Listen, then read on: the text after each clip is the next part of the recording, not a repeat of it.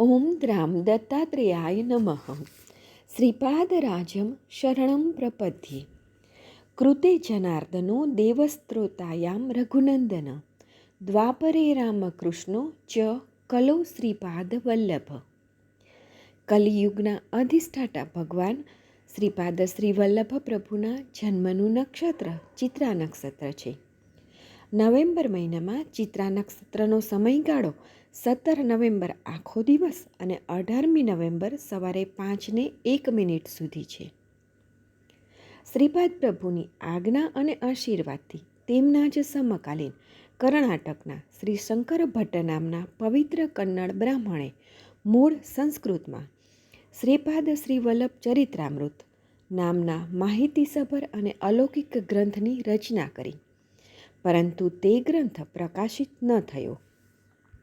શ્રીપાદ પ્રભુના માતામહ શ્રી બાપન્નારિયુલુની 33મી પેઢીના વંશજ ભીમાવરમના શ્રી મલ્લાદી ગોવિંદ દીક્ષિતુલુએ સંસ્કૃત ગ્રંથની તેલુગુ ભાષાની પ્રત 2001ની અશ્વાયુજ બહુલા એકાદશીએ શ્રીપાદ શ્રી વલ્લભ સંસ્થાન પીઠાપુરમાં સુપ્રત કરી. આ દિવ્ય જીવનકથાનો પ્રત્યેક શબ્દ સત્ય અને શક્તિશાળી છે.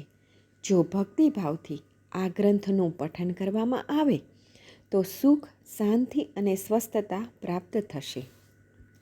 આ વરદ અને ઔપાસનિક ગ્રંથમાં કુલ 53 પ્રકરણોમાં શ્રીપાદ પ્રભુની દિવ્ય જીવન લીલાનું મધુરું અને માહિતીસભર વર્ણન છે.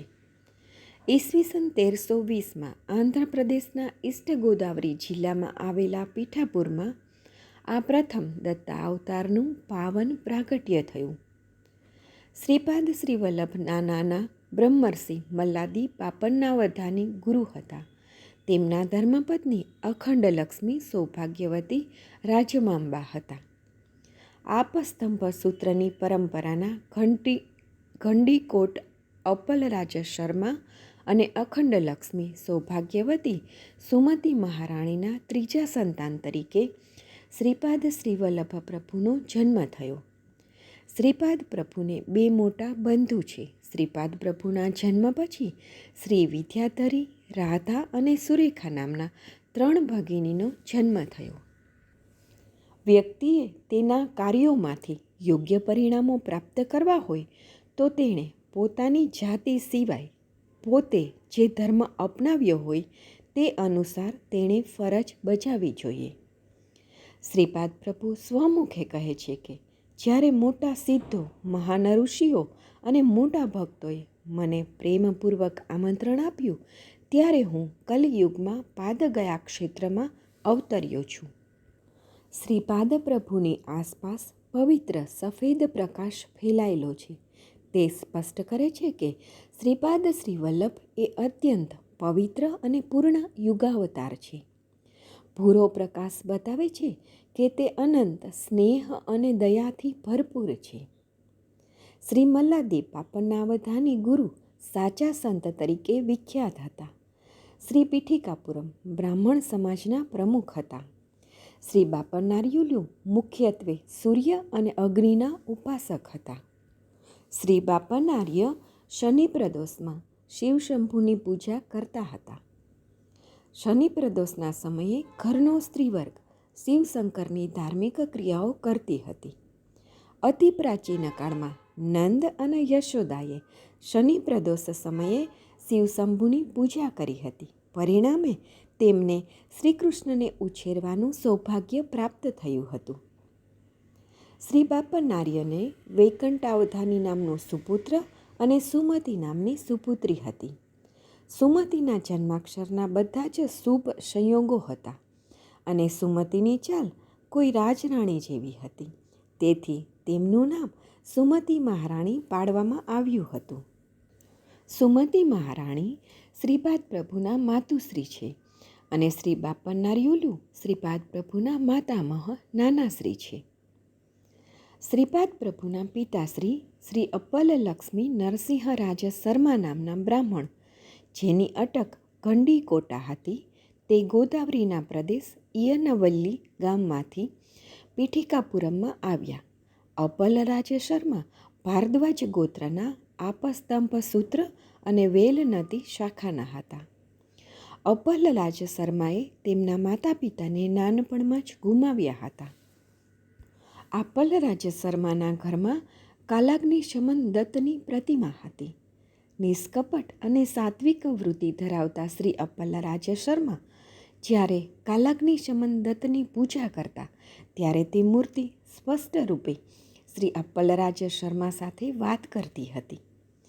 એક દિવસ પૂજા પછી કાલાગ્નિ શમન દત્ત પ્રભુએ અપ્પલરાજ શર્માને સ્પષ્ટ સૂચના આપી કે તેમણે તેનું ભણતર હરિત ગોત્ર, આપસ્તંભ સૂત્ર અને વૈદિક વેલનતી શાખાના બાપનાર્યુલુના માર્ગદર્શન નીચે પૂર્ણ કરવું. આ સૂચના મુજબ શ્રી અપ્પલરાજ શર્મા પીઠિકાપુરમમાં આવ્યા. દત્તપ્રભુના આદેશથી શ્રી બાપનાર્યુલુએ વિદ્યાર્થી તરીકે આવેલા શ્રી અપ્પલરાજ શર્માને પોતાના ઘરમાં રહેવાની સગવડ આપી. એક વખત શનિ પ્રદોષ સમયે શિવજીની પૂજા બાદ એક તેજસ્વી વીજળીક પ્રકાશનું કિરણ શ્રી કુકુટેશ્વરના શિવલિંગમાંથી નીકળ્યું અને ગૂઢ અવાજ સંભળાયો કે મારા વત્સ બાપનાર્ય, તારી સુપુત્રી સુમતિ મહારાણીનો જરા પણ અચકાયા વગર અપ્પલરાજ શર્મા સાથે લગ્ન કરી આપ. વિશ્વ કલ્યાણ સધાશે. આ મહાન નિર્ણયને ઉલ્લંઘવાની સત્તા કોઈ પણ જડ કે ચેતન વ્યક્તિને નથી. આ ભગવાન દત્તનો નિર્ણય છે. સુમતિ મહારાણી અને અપ્પલ લક્ષ્મી નરસિંહ રાજ શર્માના લગ્ન મહાન વૈદિક વિદ્વાનો દ્વારા બોલાયેલા વૈદિક મંત્રોના ગાનથી સારી રીતે સંપન્ન થયા. આઈનવિલ્લીમાં વિઘ્નેશ્વરનું પ્રખ્યાત મંદિર છે. એક વખત પીઠિકાપુરમમાં વિઘ્નેશ્વરનો પવિત્ર પ્રસાદ શ્રી અપ્પલરાજ શર્મા અને સુમતિ મહારાણીએ ગ્રહણ કર્યો. તે રાત્રે સુમતિ મહારાણીએ સ્વપ્નમાં ઐરાવત જોયો. પછીની રાત્રે સ્વપ્નમાં શંખ, ચક્ર, ગદા, પદ્મ, ત્રિશૂળ, વિવિધ દેવતાઓ, ઋષિઓ, સિદ્ધો, યોગીઓના સ્વપ્ન દર્શન કર્યા. થોડા દિવસો પછી સુમતિ મહારાણી જાગ્રત અવસ્થામાં પણ દેવી પ્રગટીકરણ અનુભવતી હતી.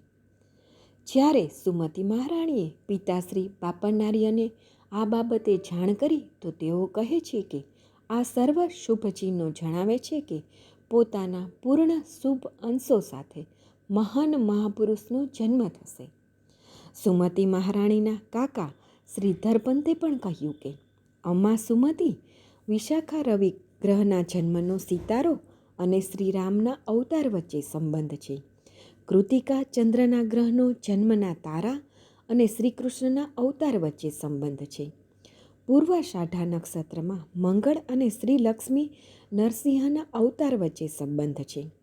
શ્રવણ નક્ષત્રના બુધ અને બુદ્ધના અવતાર વચ્ચે સંબંધ છે.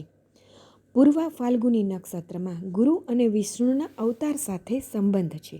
પુષ્ય નક્ષત્રમાં શુક્રના ગ્રહ સાથે ભાર્ગવરામના અવતારનો સંબંધ છે. રેવતી નક્ષત્ર અને શનિ ગ્રહનો કુર્મ અવતાર સાથે સંબંધ છે. ભરણી નક્ષત્ર અને રાહુનો વરાહ અવતાર સાથે સંબંધ છે. આશ્લેષા નક્ષત્ર અને કેતુનો મત્સ્ય અવતાર સાથે સંબંધ છે. હે સુમતિ અમ્મા, તારા પ્રશ્નનો સમય દેવી રહસ્ય સાથે સંબંધિત છે તેમ જણાય છે. તારી કુખે કરોડો ગ્રહો, તારાઓ અને વિશાળ વિશ્વની સ્થિતિ અને ગતિને નિયંત્રિત કરનાર ભગવાન દત્તના જન્મવાની શક્યતા છે. બીજા દિવસે સુપ્રભાતે શ્રી અપ્પલરાજ શર્મા કાલાગ્નિ શમન દત્તની પૂજા કરે છે. અપ્પલરાજ શર્મા ક્યારેય દત્તપ્રભુને નાના અથવા સ્વાર્થી પ્રશ્નો પૂછતા નહીં. તો પણ તેના મનમાં સુમતિ મહારાણીના સ્વપ્નની વાતના વિચારો ચાલતા જ હતા. તેવામાં પૂજા પૂર્ણ થતાં સ્વયં કાલાગ્નિ શમન દત્તે અપ્પલરાજ શર્માને આંગળીના ઈશારાથી નજીક બેસવા કહ્યું અને અપ્પલરાજ શર્માની ભ્રમરોની વચ્ચે આવેલા આજ્ઞાચક્રને સ્પર્શ કર્યો. અપ્પલરાજ શર્માને તાત્કાલિક ભાન થયું કે કોઈ એક યુગમાં તે વિષ્ણુદત્ત તરીકે અને સુમતિ મહારાણી સુશીલા સોમિની દેવી અમ્મા તરીકે એટલે કે દંપતી તરીકે જન્મ્યા હતા. કાલાગ્નિ શમન દત્ત અપલરાજ શર્માને કહે છે કે તે મને તારા પૂર્વજન્મોમાં વાર્ષિક શ્રાદ્ધ નિમિત્તે ભોજન માટે બોલાવ્યો હતો. મેં સૂર્ય અને અગ્નિ સાથે ભોજન કરી તૃપ્તતા મેળવી હતી. તારા પૂર્વજોને મેં શાશ્વત બ્રહ્મલોકમાં સ્થાન આપ્યું છે. કાલાગ્નિ શમન દત્ત શ્રી અપલરાજ શર્માને આગળ કહે છે કે ત્રેતાયુગમાં ભારદ્વાજ ઋષિએ સાવિત્રી કાઠક ચયનમ યજ્ઞ પીઠિકાપુરમમાં કર્યો હતો. તે યજ્ઞના અગ્નિની પવિત્ર ભસ્મનો મોટો ડુંગર રચાયો હતો. હનુમાનજીએ તે ભસ્મને સ્વર્ગ, પૃથ્વી અને પાતાળ લોકમાં લઈ ગયા. મર્ત્યલોકમાં તે ભસ્મ હિમાલય વિભાગના દ્રોણગિરી પર્વત તથા બીજા કેટલાક ભાગોમાં ફેંકવામાં આવી. જ્યારે હનુમાનજી તે ભસ્મ લઈ જતા હતા ત્યારે તે ભસ્મનો થોડો ઢગલો ગાંધર્વનગર ગણગાપુરમાં પડ્યો. તે સ્થળ ભીમા અને અમરજાના પવિત્ર સંગમ પાસે છે. હું મારા શ્રીપાદ શ્રી વલ્લભ સ્વામી તરીકેના જન્મમાં આ પવિત્ર ભૂમિમાં ઘણા ચમત્કારો કરીશ. કાલાગ્નિ શમન દત્તપ્રભુની વાણી વિરામ પામી અને અપલરાજ શર્મા વર્તમાનમાં જાગ્રત થયા. શ્રી અપલરાજ શર્માએ આ વાતો સત્યઋષિશ્વર બાપનાર્યુલુ અને સુમતિ મહારાણીને જણાવ્યા. બાપનાર્યુલુએ ખાતરીપૂર્વક કહ્યું, મારા વત્સ રાજ શર્મા, તું જ તે સાત્વિક વ્યક્તિ હતો. તારા પૂર્વજોના વાર્ષિક શ્રાદ્ધ નિમિત્તે જૂના સમયમાં તે ભગવાન દત્ત અગ્નિ અને સૂર્યને ભોજન પ્રદાન કર્યું હતું. દત્તપ્રભુ ગમે તે જન્મમાં ભિક્ષા માગે છે, પછી ભલેને તે પૂર્વજોના સ્મૃતિનો દિવસ હોય અને માનનીય મહેમાનોએ ભોજન ગ્રહણ ન પણ કર્યું હોય. જ્યારે અવધૂત ભોજન માગે ત્યારે હિચકિચાટ વગર ભોજન આપવું જોઈએ. મારી દીકરી સુમતિ, તું આ વાત બરાબર યાદ રાખજે. થોડા સમય પછી મહાલય અમાવસ્યાના દિવસે અપલરાજ શર્મા એમના પૂર્વજોની ક્રિયા અને બ્રહ્મભોજન માટેની વ્યવસ્થામાં રોકાયેલા હતા. તે વખતે ઘરના પ્રવેશ દ્વાર પર ભવતી ભિક્ષામ દેહી નો પવિત્ર અવાજ સંભળાયો. સુમતિ મહારાણીએ એ અવધૂતને ભોજન આપ્યું અને અવધૂતની અલૌકિક શુભ આકૃતિ જોઈ તેમના પગે પડી નમસ્કાર કર્યા. અવધૂતે વરદાન માગવા કહ્યું. અવધૂત કહે છે કે એટલે કે શ્રીપાદ શ્રી વલ્લભે માતાને ઊભા કરતાં કહ્યું કે માતા દીકરાને પગે પડે તે સારું નહીં. સુમતિ મહારાણીએ કહ્યું કે તમે મને માતા કહી તો તમે મારા સુપુત્ર થયા, તો વરદાન રૂપે આપના આ શબ્દો પ્રત્યક્ષ કરો. આપ મારા પુત્ર તરીકે જન્મ લો. જવાબમાં શ્રીચરણોએ કહ્યું કે તથાસ્તુ, બરાબર તે રીતે જ બનો. પરંતુ હું આપના પુત્ર તરીકે 16 વર્ષ આપની પાસે રહીશ. માતા 16 વર્ષ પછી તપસ્વી બની સ્વતંત્ર પરિભ્રમણની રજા આપશો અને મારા પર લગ્ન કરવાનું દબાણ કરશો નહીં. આમ કહી શ્રીપાદ પ્રભુ જલ્દીથી તે સ્થળ છોડી ગયા. સુમતિ મહારાણી રડવા લાગ્યા, પરંતુ અપલરાજ શર્મા તેને સમજાવતા કહે છે કે તું દુઃખી ન થઈશ. તારા પિતાશ્રીએ તને આ વાતનો પૂર્વ સંકેત આપ્યો જ હતો કે શ્રીદત્ત આમ જ આપણા ઘરે દાન માટે આવશે. શ્રીદત્ત પ્રભુ તો દયાના સાગર છે, તેમનો જન્મ તો થવા દે, બીજી વાતોનો વિચાર પછીથી કરીશું. શ્રીપાદ શ્રી વલ્લભ પ્રભુનો જન્મ ગણેશ ચતુર્થીની વહેલી સવારે ચિત્ર નક્ષત્રમાં સિંહ લગ્નમાં અને તુલા રાશિમાં થયો હતો. તેઓ પોતાની માતાના ગર્ભમાંથી તેજસ્વી પ્રકાશ રૂપે બહાર આવ્યા. તેમના જન્મ પછી તરત જ સુમતિ મહારાણી મૂર્છિત થઈ ગયા હતા. સંગીતના વાજિંત્રોના શુભ સુરો સુવાવડના ઓરડામાંથી સંભળાતા હતા. કોઈ અદૃશ્ય અવાજે અન્ય સર્વેને તે ઓરડામાંથી બહાર જવા કહ્યું. ત્યાર પછી 4 વેદો, 18 પુરાણો, મહાપુરુષો અત્યંત ઝળહળતા પ્રકાશ રૂપે શ્રીપાદના પૃથ્વી પરના પાવન પ્રાગટ્યનું અભિવાદન કરવા આવ્યા હતા. પવિત્ર વૈદિક મંત્રો ઓરડાની બહાર સંભળાતા હતા. થોડા સમય પછી મૌન છવાઈ ગયું.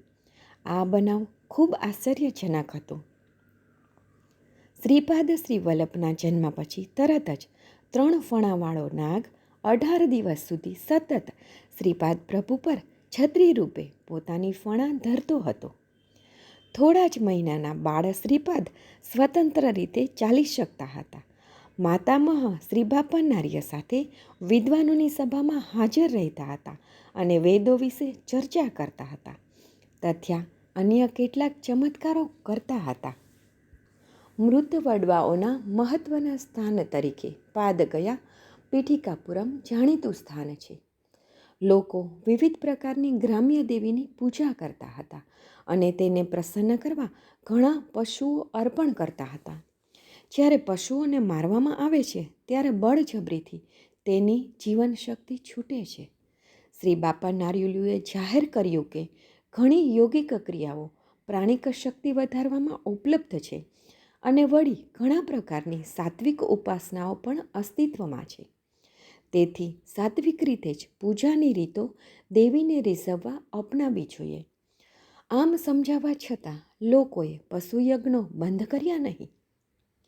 કેટલાક લોકોએ બાળ શ્રીપાદને પૂછતા તેઓ શ્રીએ મક્કમ અવાજે જણાવ્યું કે મેં ગ્રામ્ય દેવીને આદેશ કર્યો છે કે તેણે પશુયજ્ઞની માગણી કરવી નહીં અને દૂધમાં બનાવેલા શીરો ધરાવવાથી પણ કાલી માતા પ્રસન્ન થશે અને આ ખબર આ અને આજુબાજુના ગામમાં ચામડાનો ઢોલ પીટીને દરેકને જણાવવામાં આવે.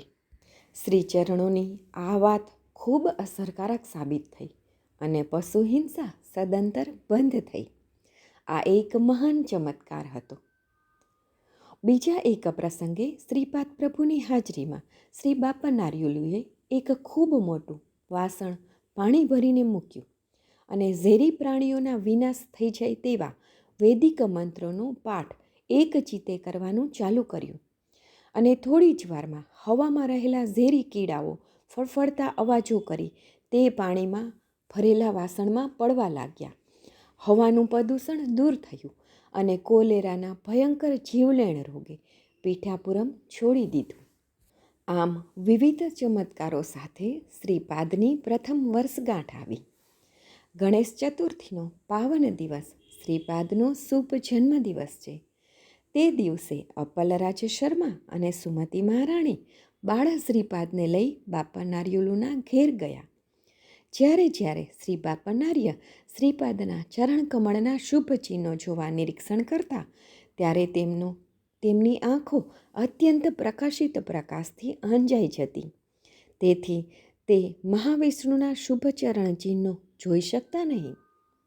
શ્રીપાદ પ્રભુના પ્રથમ જન્મદિવસની વહેલી સવારે વાસ્તવમાં શ્રી બાપા નાર્યને ખાંડેલા ચોખામાંથી છૂટા પડેલા ભૂસામાં દેવી નાના પગલાના દર્શન થયા. શ્રી અપ્પલરાજ શર્મા અને સુમતી મહારાણી શ્રીપાદ પ્રભુ સાથે બાપા નાર્યના ઘરે આવ્યા. માતામહ બાપા નાર્યે નાનકડા મીઠડા તેજસ્વી શ્રીપાદને ખોળામાં લીધા અને ફરી તેના શ્રી ચરણોનું નિરીક્ષણ કરવા લાગ્યા. આજે શ્રી બાપા નાર્યુલુની આંખો પ્રથમની માફક પ્રકાશથી અંજાઈ નહીં અને તેમને શ્રીપાદના શ્રી ચરણોના શ્રીકર શુભ ચિહ્નોના સ્પષ્ટ રૂપથી દર્શન થયા. આનંદાશ્રુથી શ્રી બાપા નાર્યુની આંખો વરસી પડી. ખોળામાં બેઠેલા શ્રીપાદે માતામહની આંખોના આનંદાશ્રુ લૂછ્યા. શ્રી બાપા નાર્યુએ શ્રી ચરણોને વહાલથી ચૂમ્યા અને વ્યાકરણની ભૂલ વગરની છંદ રચના તેઓ શ્રીના મુખેથી સરી પડી.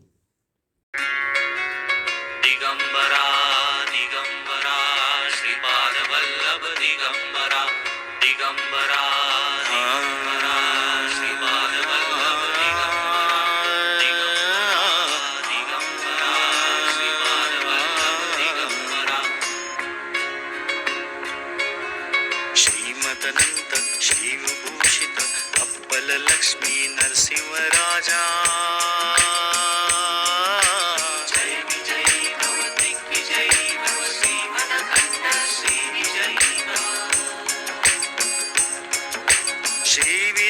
धरि राधा सुरेखा श्रीराधेधर श्रीपादा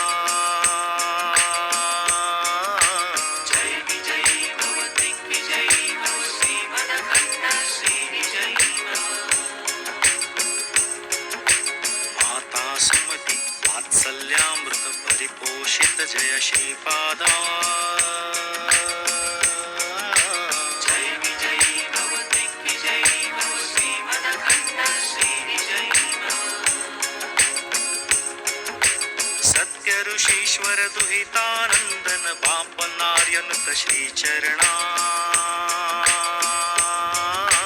जय विजयी भव दिग्विजयी भव श्रीमदखण्ड श्रीविजयी भव सवितृकाटक चयन पुण्य फल भारद्वाज ऋषि गोत्र संभवा जय विजयी भव दिग्विजयी भव श्रीमदखण्ड श्रीविजयी भव दो चौपाती देव लक्ष्मी घन संख्या बोधित श्रीचरणा जय विजयी भव दिग्विजयी भव श्रीमदखण्ड श्रीविजयी भव पुण्यरूपिणी राजमां सुत गर्भ पुण्य फल संजाता जय विजयी भव दिग्विजयी भव श्रीमदखण्ड श्रीविजयी भव सुमति नंदन नर हरि नंदन दत्तदेव प्रभु श्रीपादा जय विजयी भव दिग्विजयी भव श्रीमदखण्ड श्रीविजयी भव पिटिकापुर नित्य विहारा मधुमति दत्ता मंगल रूपा जय विजयी भव दिग्विजयी भव श्रीमदखण्ड श्रीविजयी भव श्रीपादराजं शरणं प्रपद्ये શ્રી બાપનાર્યુલુ દ્વારા સમાધિ ભાષામાં રચાયેલ આ દિવ્યોત્તમ સ્તોત્ર ગાવામાં કોઈ વિધિ નિષેધ નથી. આ સ્તોત્રના પ્રત્યેક અક્ષરો ચૈતન્ય સ્વરૂપ છે. 12 વખતના આ સ્તોત્ર પઠનથી બ્રહ્મભોજનનું પુણ્ય પ્રાપ્ત થાય છે.